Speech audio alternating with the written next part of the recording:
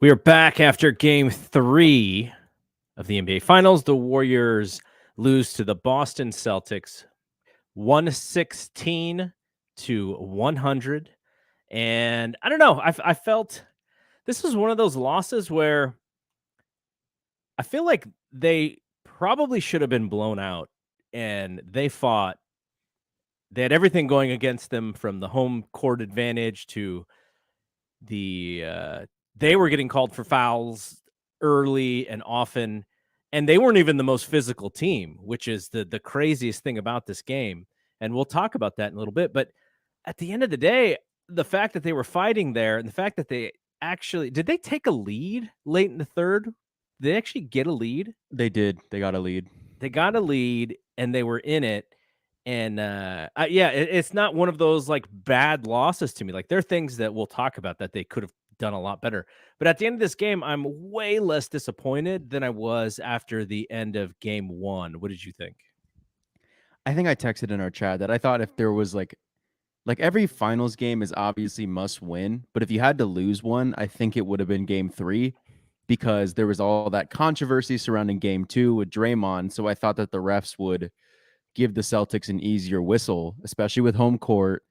And then coming off of that, the Draymond stuff, I thought that, Jaylen Brown in his post game presser blaming everything on Draymond after game 2, blaming everything on the refs. I thought that would bode well for him going into game 3. And he had a great first quarter, but I thought that, we could look at the stat right now.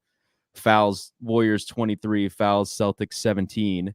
There's a clear difference. Steph Curry, only 2 free throws? It was something like that. And, that's Now, there goes it. this isn't to say that I thought the refs were that big of a factor. Now, I know there are some Warriors fans who are definitely going to say that, but they say that for a lot of games, right? It's not only this game. I think the one thing that is a little bit different, the Celtics are obviously much longer. And when they get wide and when they get tall, it is really hard for the Warriors to penetrate that. In order for the Warriors to do the same thing, they have to sort of step in position. They have to get in close. They have to reach. And because of the size, they don't have that same length. The way that the Celtics win on defense is through length. The way that the Warriors win on defense is through physicality.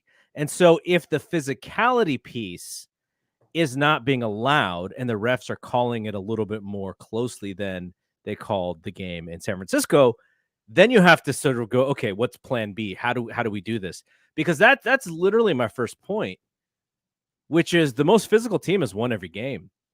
The Celtics were allowed to be more physical because there's more verticality in their game. It doesn't look like they're fouling when maybe they are fouling because they're the bigger and the taller player almost every single time when somebody on the Warriors goes to the rim.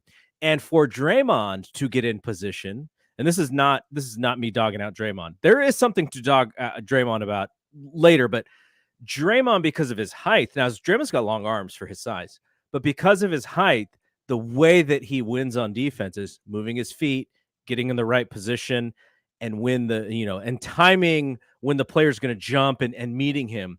But sometimes the only way for him to win on defense is to body up somebody.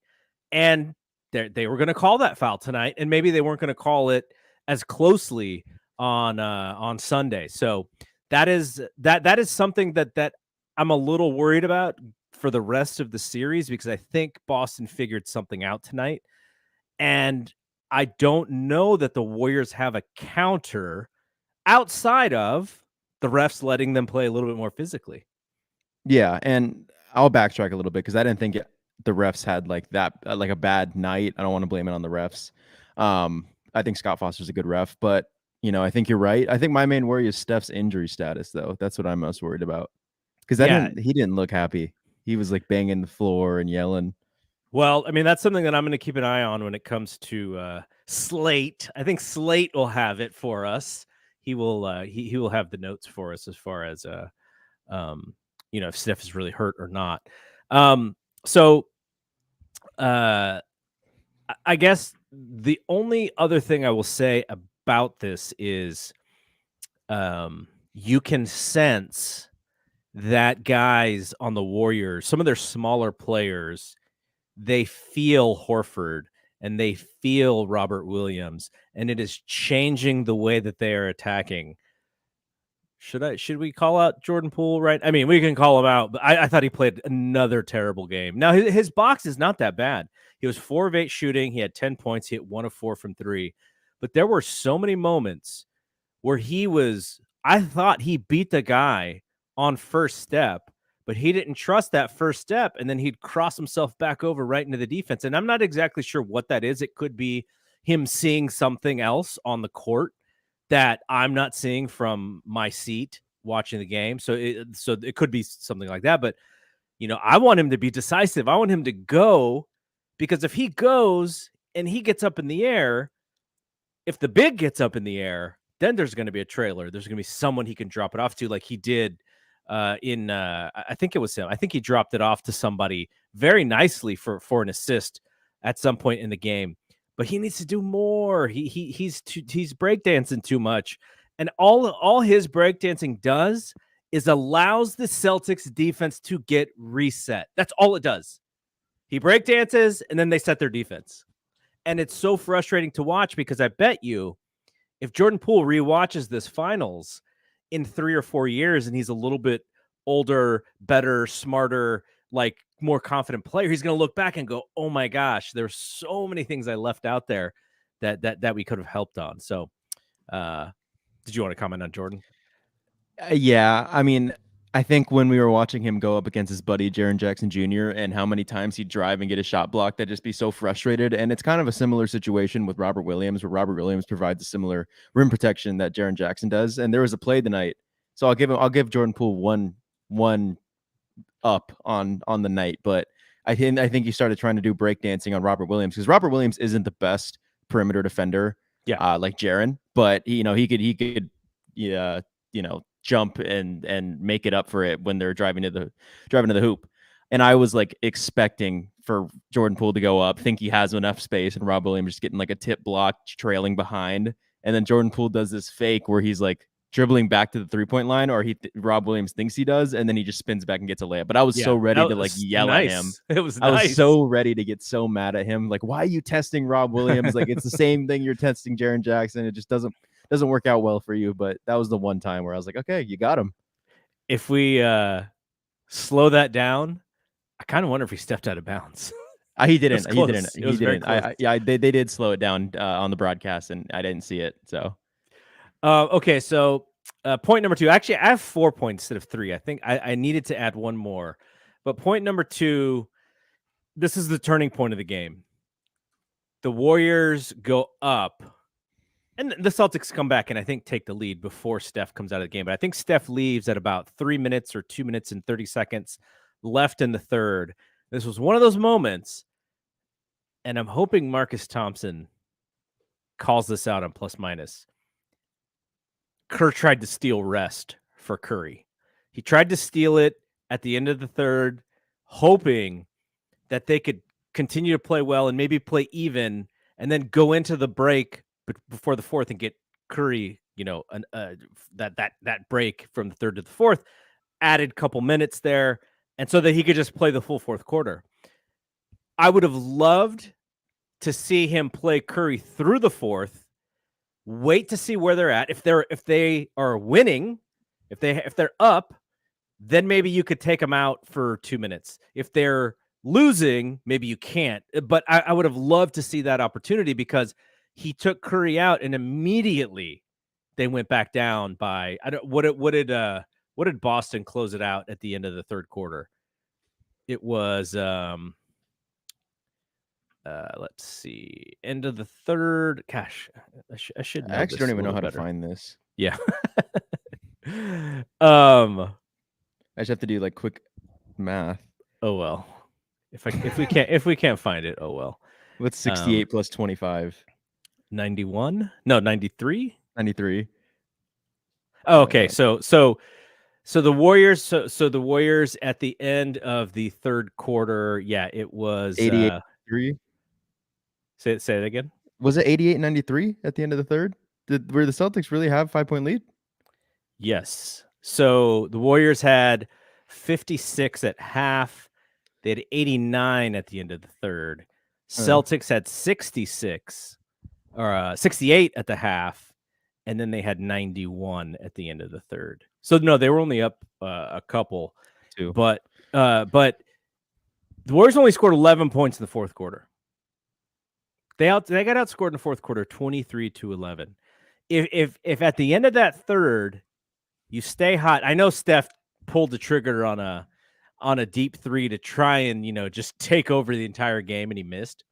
But there was an opportunity for them to take full control, and I don't know, maybe Steph is going to say that he asked out or he was gassed or whatever.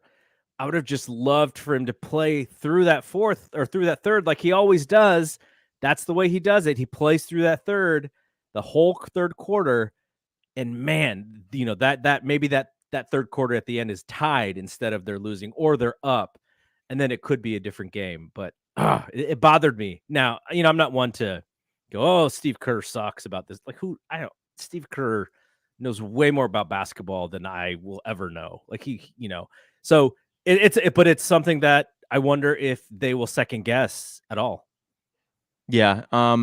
I think the game was lost when Steph came back in the fourth quarter and kind of just did a couple effort passes like he's done throughout the season. Quick turnovers. Maybe they'll bounce pass to Draymond. Draymond maybe should have caught that one. And then I think Wiggins, they had a fast break where if he just passes it up to Steph, that looks like a wide open three or a drive to the lane, and he throws it out of bounds. But yeah. I think that's where the game was lost. As much as I want to say if Steph Curry doesn't get a little hurt or a little banged up, the Warriors win that one. But I think that's where it was lost. And you can maybe even just point it back to what you were talking about. If they don't pull Steph, who knows? So Matthew follows me for some of the wrestling stuff that I do, but he was watching and he said, Warriors are playing like they didn't get enough sleep. Reminded me of Sonic's Bulls game 3 when Sonic's flight got messed up by a snowstorm and they didn't get to sleep until 5 a.m. In the first quarter, there's something to that because they came out so not even flat. They just allowed the Celtics to just kind of race out and create the energy and have more of the energy. But nice callback to the 96 finals. Brian was like -3 years old. Wouldn't even have seen that final. Jaylen Brown also was like vintage LeBron James in that first quarter. So, okay. I don't want to bag on Kirk because I think he's very smart in thinking about this. But same thing happened at the beginning of the fourth. Clay comes out, and now it's Steph by himself because nobody else shot well, or nobody else really helped. Helped Clay and Steph in the backcourt. When it comes to the shooting, Clay was 5 of 13 from 3. Steph was 6 of 11 from 3. Jordan Poole 1 of 4. Gary Payton only played 11 minutes. He only took 2 shots, and I think both of them were missed dunks. Is that possible? This goes back to what we've said pretty much from the beginning of this series, or maybe the last series. It's got to be Moody, right? Like he can actually do something there, and give them an option. Because if Jordan Poole cannot break free, who are they going to leave? They'll probably leave Moody, and maybe Moody gets a wide open 3 and bashes it, and that could be a little bit of the difference. I wouldn't say if Poole and GP are playing well that you necessarily need Moody, but when both of them are not giving you much, how about we try Moody in a lineup where Otto Porter's in the game, so you gotta guard him. Clay's in the game, you gotta guard him. Wiggins is in the game. Sometimes they guard Wiggins, sometimes they don't. And then maybe Moody, maybe they kind of leave Moody and he gets an open shot. I know what you're gonna say. Your boy. JK, Jonathan Kuminga, did not get a look again. Do you think he actually could have played in this game? I think that, what we were saying that the Mavericks don't have, which is rim protection, I think the Celtics have that. Yeah. And I think the Celtics were attacking the Warriors in the paint as if the Warriors didn't have that. Like the Warriors would attack the Mavericks. And I'm not saying Jonathan Kuminga is some rim protector, but I do think that, Wiggins was getting to the foul line early today. I think he got like 4 quick free throws. And my buddy Max, who's a Celtics fan, was like, wow, Wiggins, it seems like he gets to the line a lot. And I was like, nah, not really. Like, Not really. look at games 1 and 2. And I bet you that, the combined free throws for both of those games is pretty low. He looked games 1 and 2 combined 4 free throws. Yeah. Game 3, I don't know what he finished with in free throws, but he was at 4 at one point. I think Jonathan Kuminga could at least be physical to get there. The thing is he has to do it. You have to say like, dude, don't shoot a damn 3. Yeah. But like, I think they're going to leave him open. They're going to want him to shoot that. Yeah. But I think that he can like create enough contact because he's pretty like, he is what the Celtics have essentially, which is the long arms, the athleticism, he would fits in with that team basically. And I think he could create enough contact to get to the line a lot. And I think he does bring stuff defensively. Maybe the IQ is not all there, and that's what they would be frustrated about. And I do like the Moody. I'm a Moody guy too, as much as I am a Kuminga guy. I think Moody definitely helps in this scenario. All right, so let's go to my third point. The length and rebounding was too much. Draymond got his butt kicked on rebounds and loose balls. He actually gets the 6th foul, chasing down a loose ball. Horford and Steph are fighting for it.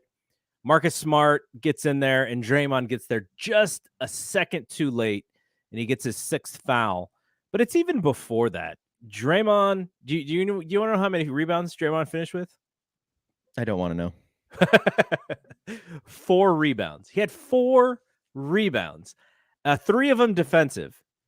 Robert Williams had 3 offensive rebounds, and it seemed like it also seemed like on the defensive end, whenever Draymond and Robert Williams were kind of matched together going for a loose ball, Robert Williams got it every time. Now, and Draymond, there was a couple of times where Draymond literally had the rebounding position on Rob Williams, and Rob Williams is just able to grab it on top of him. Like Robert Williams is basically just bigger, longer, athletic Draymond with less IQ and more and no playmaking and more athleticism to rim protection and block shots.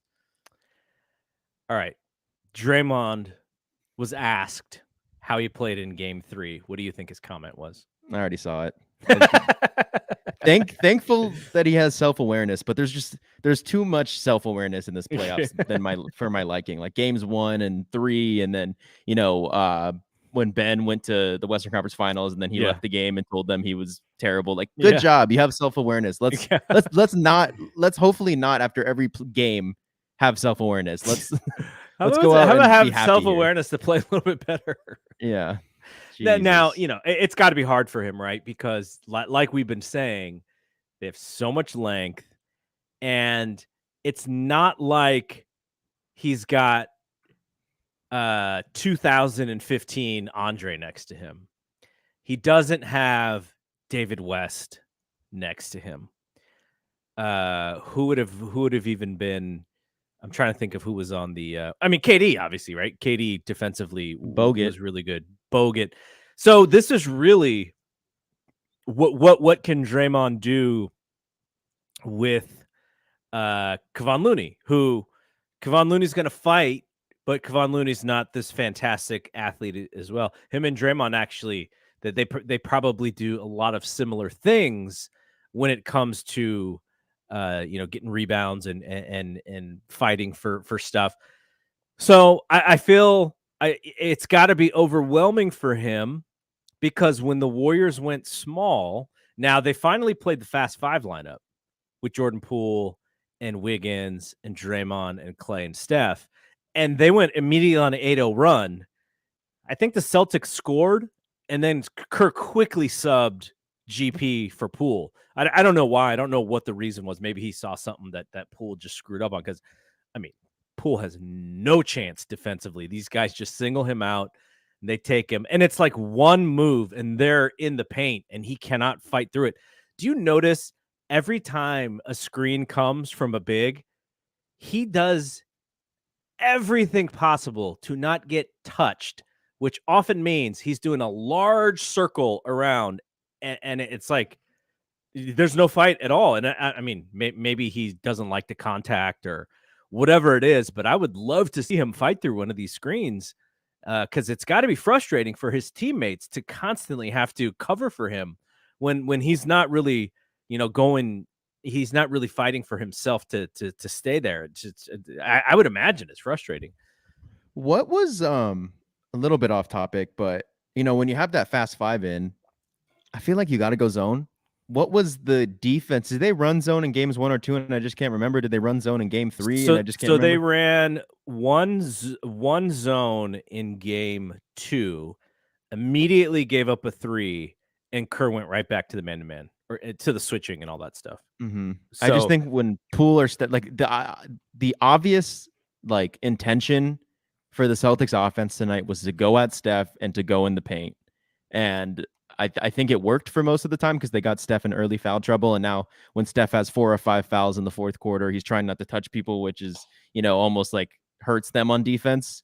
So I just feel like they've got to, I don't know, implement some kind of zone where you can't switch to get someone on you. You got to go to that zone to attack them. And if Steph's on a corner, I mean, they sure have Grant Williams go at him. I think we'll be just fine. This game, and the reason why I keep going back to that, taking Steph out, this game had all the makings of being able to pull this out. Marcus Smart took the second most shots on this team. He was 8 of 17 shooting. He took more shots than Jalen. I thought Jalen was like the best player on the court. I thought he was so great. And you mean Brown? Yes. Jaylen Brown. Oh, wait, no, sorry. The other guy's name is Jason. Yeah, Jason Tatum. Jason Tatum, he played solid, but he wasn't a shot maker like Jaylen Brown was. Jaylen Brown, 4 of 8 from 3, 5 of 6, and he was just going hard. He was everything was hard. Even when he was chatting with Draymond, and they were kind of going back and forth. Like there's this one part of the game where Draymond just has a great block, and Jalen's on his butt, like talking to the ref, and Draymond's just talking trash, going like, "Dude, you just got blocked. Like, shut up." I know. Yeah. And it was almost like at that moment, Jaylen Brown was like, "Yeah, you're right," and he just like turned up the intensity from there. I was like, "Ugh, that I wish it's one of those things." He's like the guy. He's like the guy that I wish was on my team in this. Jason Tatum, if he continues to develop, he may be one of the best scorers in the current and future NBA. But Jaylen Brown is a dog. Like Jaylen Brown, I know, I listen, we both listened to Bill Simmons' podcast, and it seemed like throughout the season, the feedback on Jaylen Brown was sort of up and down. Like in some instances, he was fantastic and great, in others he wasn't. But I'm watching this finals going like, he's the guy. As much as Tatum has all the talent, all the shot making, the ability, just the length, like whenever poor Steph has to guard Tatum, it's just it's like he takes one step and Steph has got to take 2 steps to reach where he is. It's so frustrating. But still, I think Jaylen Brown has got that like eye of the tiger, and it's I don't know, it's fun to watch. And I mean, it's not fun to watch on our end necessarily because he's playing so well, but like that would be the guy that I think I would gravitate to if I was a Celtics fan. Totally. And maybe he has a little bit of that Andrew Wiggins in him where it's like first half of the season, Andrew Wiggins, all-star starter. It's like, oh my God, we changed this guy. And then you fast forward 2 games, like, oh wait, he actually is still Minnesota Timberwolves, Andrew Wiggins. But I think Jaylen Brown has been the best player for the Celtics this series.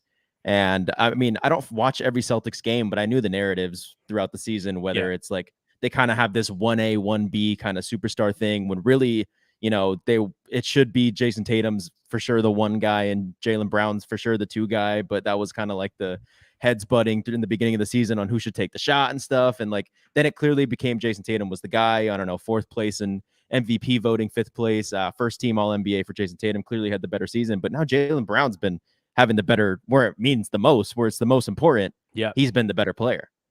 Yep, 100%. By the way, Clay, when asked about the current situation, he says he's getting 2015 vibes. The Warriors were down, right?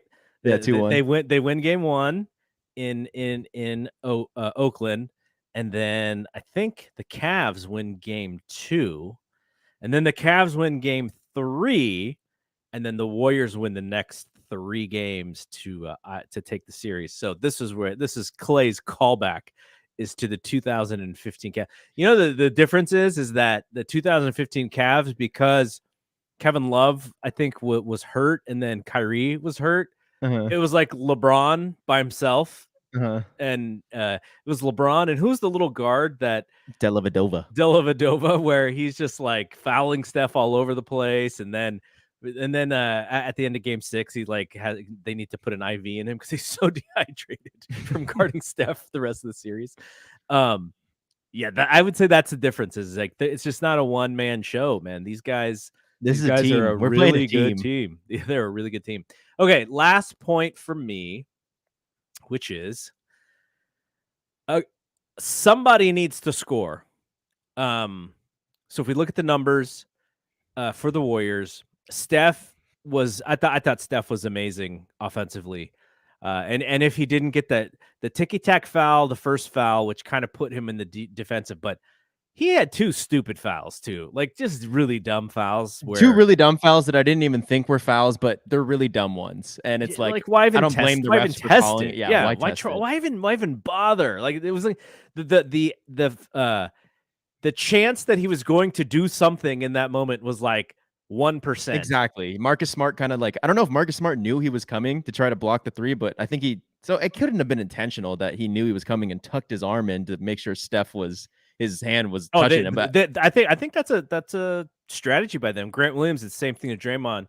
Draymond's trying to fight through.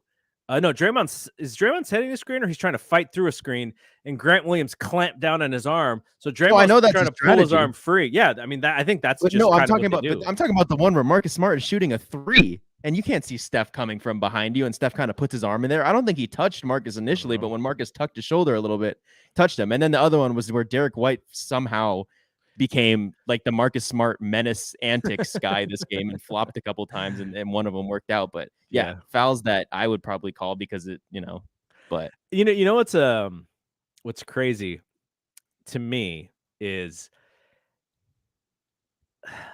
I can't even say anything about our home announcers because our home announcers are so homers. Like they're so homers, Fitz and Kalena.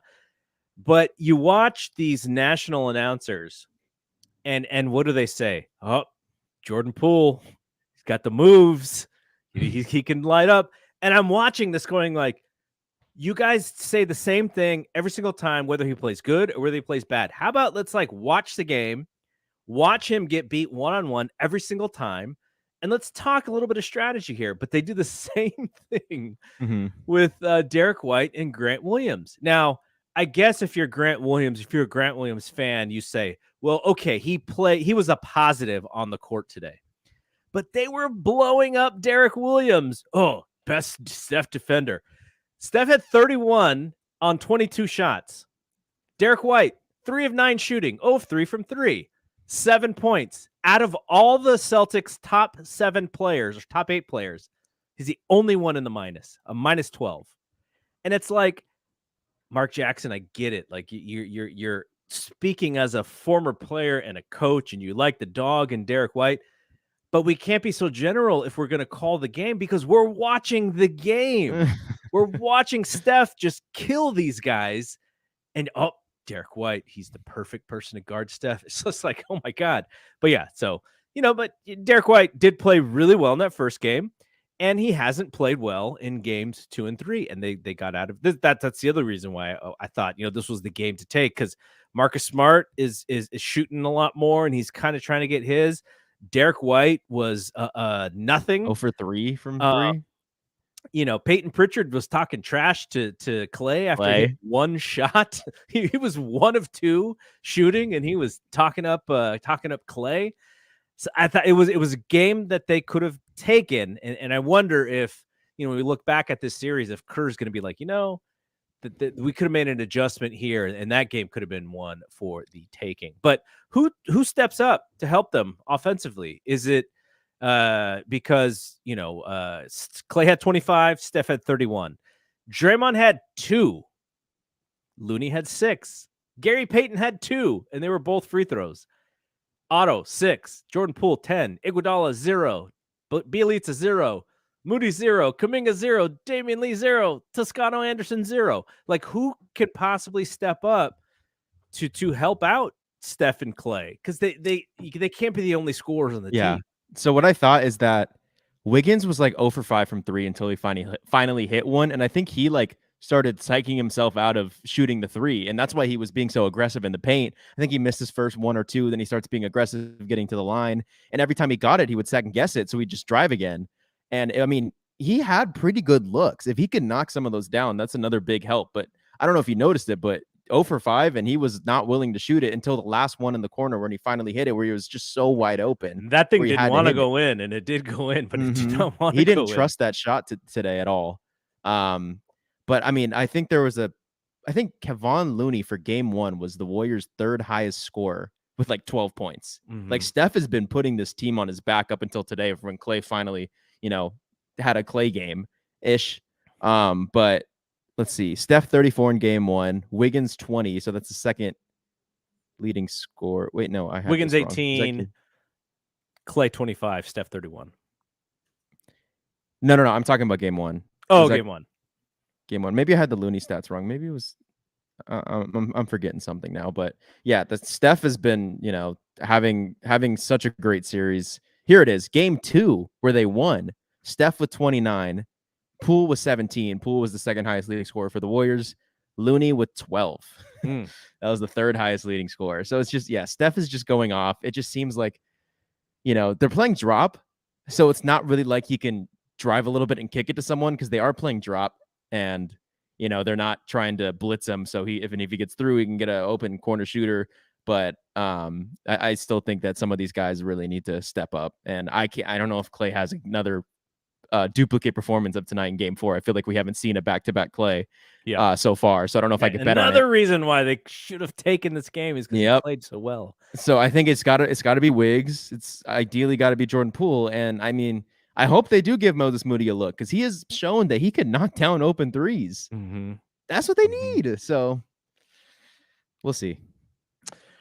Okay, so obviously game 4, they don't want to go down 3-1. It's not a must win because you have the next game at home. So it's not technically a must win, but you want those guys to see it as this must win game. You hope to see it, but I think the thing that sort of is hanging out there for us is Steph. Clay said, he really hopes that Steph is okay because Steph is their identity. Us too, man. Us too. We really hope that he's going to be okay too, because without Steph, I mean, this is done. Perhaps. This is done in the next. I could see the Warriors getting like one game, like the jawless Grizzlies got on the Warriors because the Warriors didn't take him as seriously. Jordan Poole gets to start at point guard. If Steph goes down, you have Moody and Kuminga probably getting big minutes. They can maybe get one out, but and then the narratives are like they didn't need Steph, and then boom, they lose the next 2. That's what will happen. So, really hope Steph's good. That's the whole question mark, and the fact that there's no information right now is actually a pretty bad thing. Okay, so Steph said, "I'm gonna be all right." When it comes to his, it's a classic Steph thing. It's a classic Steph thing to say. Yeah, so that's what we know so far. I'm sure we'll know more tomorrow. The guy's like notorious for like hiding his injuries. Yeah, so he says, "I'll be all right." Got caught underneath Al. Says he's in pain. Same foot sprain that he suffered against Boston earlier this season, but not as bad. Said he doesn't believe he will miss game 4. Okay, well, I don't like that. It's the same foot. Suffered against Boston again. I hate those loose balls. Yep. I hate those plays. Because it's not like dirty, but it's like everyone's hustling. There's like fragile body parts that are just out there to get sat on. Yeah. Like every time Steph's gotten hurt, it's because someone landed on him. I forgot who that big center was on the Suns when he broke his wrist in 2019. Yep. I forgot his name, but the guy tried, the 7-footer, 300 pounds, tried to take a charge while Steph was midair, lands, and the guy lands on his wrist, and then he gets hurt on Marcus Smart because they're diving for a loose ball. It's just like defenseless. He's gotten hurt where he's just been like defenseless, which sucks. Marcus Smart dove for one. It was in game 1 or game 2. And it was one of those where it's like he has no chance of getting this loose ball. And there was somebody close by, and I was like, dude, like Yeah. you have no chance to get this ball.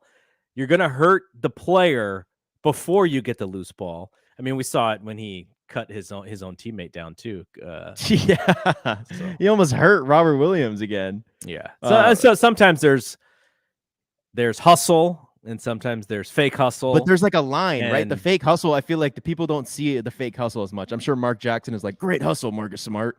Like, I feel like the fake hustle, it doesn't look like, kind of looks like hustle, but I just feel like people, I don't totally know where I'm going with this, but I see what you mean, and I just don't know how to put into words. yeah, it's just I think Marcus Smart, the way he's wired is that he's going to go after everything.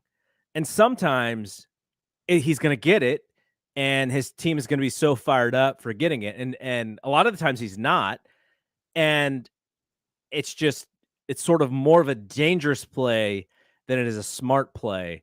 And I don't think the NBA sees that play yet as too dangerous a play. But if there's another Steph Curry situation, that they could change the rule. Because I mean, look at the Zaza Kawhi Leonard thing, right? Now Steph got one today where they got a 7-point play out of that whole 7-point possessions. It's got to be the first time that's ever happened. Yeah, I mean, because Horford didn't give Steph a place to land, just like Zaza didn't give a place for Kawhi to land.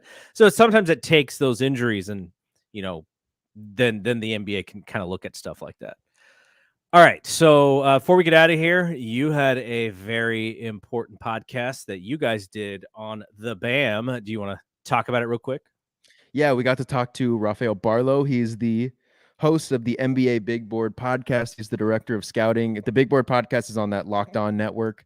He does a really good job at scouting the prospects. It's kind of like his first class where he kind of has like the intel and gets to like take over for Chad Ford, and he's really high on Paolo Banchero. Mm-hmm. So I mean, he just talked about all the big names for us. We just tried to make it, as we didn't try to go too deep into the draft because we wanted to keep it like a little mainstream with like some of the top guys. So it's really interesting. You guys should check it out.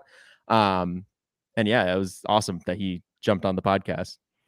Did he have any eyes on someone who would fit the Warriors, who may be available really late? I actually didn't ask for a Warriors pick. I told him who I liked, and I think he likes him too, which is Dalen Terry from University of Arizona. But yeah, we didn't really go too deep like that. Are there any Jaylen Browns that are going to be available late in the first round for the Warriors? Probably not in this draft. This draft isn't the best, but yeah, Jaylen Brown, the Warriors would have to lose Steph, Clay, and Dre next year to get a Jaylen Brown in the draft. All right, so Friday is the next game. What are you gonna do for the next couple games? Because there's a game Friday and then there's a game Monday. Is Game 5 on Monday? Game 5 is on Monday. That's home game. Yeah. For Game 2, we watched it. My buddy Obi came into town. We had some people over. I live like very close to the Chase Center, 30 minutes walking distance. And so we just walked around the city before the game, hit up some of the local spots that everyone hits when they go to a Giants game. And then we went back to my place and watched the game. And then we walked to Chase right after and saw like Greg Papa leaving, and we saw the little Bonte post game through the glass screen. And we saw the Celtics post game too with Brian Scalabrine, and geez, they got no love, no people behind them. But I get it. But yeah, no love for them. It was really cool, a really cool atmosphere, and especially when we were 30 minutes after the game, still how many people was there, and a lot of people walking around town. Yeah, a lot of I think it was cool seeing all like the ESPN stuff, the ABC stuff, all set up. All right, well, we'll see as far as when we are going to do our next show. We will we'll figure it out and see when we can record. But game 3, yeah, I mean, it's almost better maybe that we don't record, because the one game we didn't record on Sunday, they won. we might be the bad luck. But yeah, game 3, Warriors lose. Celtics are up 2-1. And yeah, the Warriors are going to have to figure out what to do about all that length, because, the stats, you want to look at the stats. The Warriors actually shot better from 3. They made more threes. Celtics shot a little bit better from 2. and it's just I'm sure the rebounds. Celtics Really, I'm sure the Celtics took more shots because they had more opportunities. they had 89 shots. Warriors had 78. They also had That's 11 more shots. the free throw like there was definitely a free throw disparity. Warriors are 13 to 15, Celtics were 17 to 24. So it's not like they went to the line. My main problem is with the Steph ones because I feel like he went in and drove a lot today. I don't know his box, but I know he had a lot of threes. But how many twos did he have? And I know some of those were mid range, but Steph was 6 of 11 from 2. Oh, he had 7 free throws? No, he only had 1. Oh, I'm looking at game 1. Sorry. Yeah, he only had 1 free throw. He took 1 That's free throw, ridiculous. and it was the flagrant 4-point play. Yeah, that's crazy. So, all right, we'll be back at some point before this season is over. Hopefully, a couple more games this series. What's your prediction? Our recap. I think they have to win game 2 if Steph is healthy. If he's not healthy, if he's hobbling, if he's trying to play through it, I think I think they're going to eat him up because they're just too aggressive, and it's not. He's kind of, now if he's not 100%, you need another ball handler. So Jordan Poole probably plays a lot. And if Jordan Poole plays like he did tonight, they could get boat raced. But maybe Jordan Poole plays well. Maybe he takes on the challenge and is like, man, maybe they're showing him tape, going like, dude, like this is what happens when you play well, and this is what happens when you don't. Like, look at the difference. Mm-hmm. But he's a young guy, and I look forward to watching him grow. But I think he's also probably leaving some money on the table with these last 2 playoff series, because after the Denver series, I think he was gonna make a lot of money, and then as the series have gone, he looks like he's lesser and less of a tippy top guard. So, all right, we'll so for Brian, I am Double G. We will see you when we see you. Peace out.